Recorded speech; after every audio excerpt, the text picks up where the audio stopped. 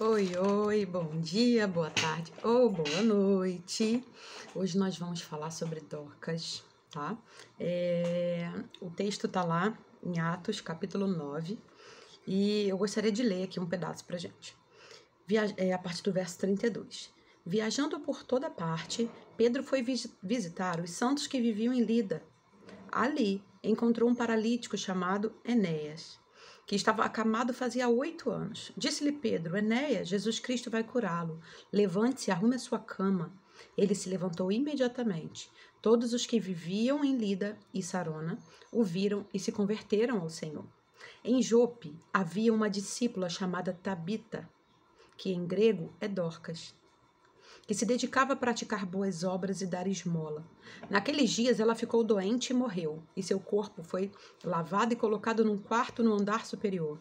Lida ficava perto de Jope, e quando os discípulos ouviram falar que Pedro estava em Lida, mandaram-lhe 2 homens dizer-lhe: não se demore em vir até nós. Pedro foi com eles, e quando chegou, foi levado para o quarto do andar superior. Todas as viúvas o rodearam, chorando e mostrando-lhe os vestidos e outras roupas que Dorcas tinha feito quando ainda estava com elas. Pedro mandou que todos saíssem do quarto, depois ajoelhou-se e orou. Voltando-se para a mulher morta, disse: Tabita, levante-se. Ela abriu os olhos e, vendo Pedro, sentou-se. Tomando-a pela mão, ajudou-a a pôr-se em pé. Então, chamando os santos e as viúvas, apresentou-a viva. Esse fato se tornou conhecido em toda a cidade de Jope, e muitos creram no Senhor. A história de Dorcas, eu gosto muito dela. Eu preguei há uns meses atrás, no aniversário da MCM, lá da Igreja do Jardim Aeroporto. E assim, eu amo muito falar sobre Dorcas, porque a história de Dorcas é uma história, para mim, que é uma inspiração. Porque a Bíblia aqui, ela cita que Dorcas, ela dava esmola, ela cuidava das viúvas. Ela era uma mulher exemplar, com relacionamentos saudáveis. Uma coisa assim interessante é que ela, né, era chamada Tabita, mas em grego era Dorcas. Ela morava na cidade de Lida e ali ela cuidava, né, principalmente das viúvas. Ela costurava roupa para as viúvas. O talento de Dorcas era costura. Ela costurava, ela cuidava das viúvas. E algo que, assim, eu acho muito interessante na vida de Dorcas, em primeiro lugar, é porque Dorcas, ela sabia fazer uma coisa, ela costurava. E ela simplesmente não usou aquela costura para fazer só as suas roupas, mas ela usava o seu dom, o seu talento, aquilo que Deus tinha concedido a ela para poder abençoar o reino de Deus. Às vezes a gente vê tantas pessoas falando: mas eu não sei fazer nada, eu vou para a igreja, mas eu não sei o que fazer. Todos nós temos dons e talentos. Todos nós temos habilidades que o Senhor nos deu e nós podemos ser úteis. Úteis no reino. Dorcas, ela fazia roupas, ela confeccionava roupas. E ela cuidava, ela demonstrava Cristo, ela demonstrava amor, ela demonstrava zelo através de uma habilidade que Deus tinha concedido a ela. Ela poderia fazer só para ela, mas não, ela escolheu abençoar o outro com aquilo que ela tinha. Um texto que me chama chama muita atenção, se eu não me engano, está em Colossenses, ele fala assim: faça tudo como se fosse para o Senhor e não para homens. Ou seja, tudo aquilo que a gente tiver que fazer, seja o trabalhar, seja o brincar, seja o que for, que a gente faça como para o Senhor, dando o nosso melhor, dando tudo que nós temos. Sabe, quando as pessoas têm várias habilidades, vários dons, vários talentos, mas não usam para a glória do Senhor, não usam para abençoar pessoas, não usam para zelar por pessoas, para investir no reino de Deus, nós poderíamos estar investindo tantas coisas no reino, porque nós temos muitos talentos.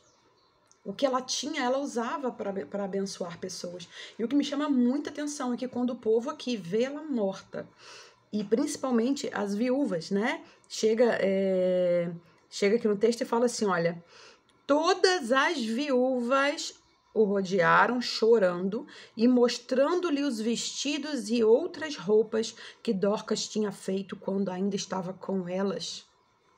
Minha querida, deixa eu te fazer uma pergunta. Que tipo de relacionamento você tem construído na vida das pessoas, com as pessoas? Você tem investido em relacionamentos que prezam pelo cuidado, que prezam pelo discipulado, que preza pelo amor. Olha como essa mulher era amada por essas mulheres. Olha como é que Dorcas era querida por essas viúvas. Elas se sentiam cuidadas, elas se sentiam amadas através da vida de Dorcas. E nós temos a oportunidade de fazer isso por outras pessoas.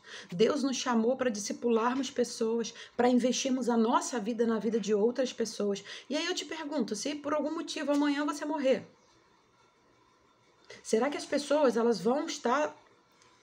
Qual o legado que você deixou para essas pessoas?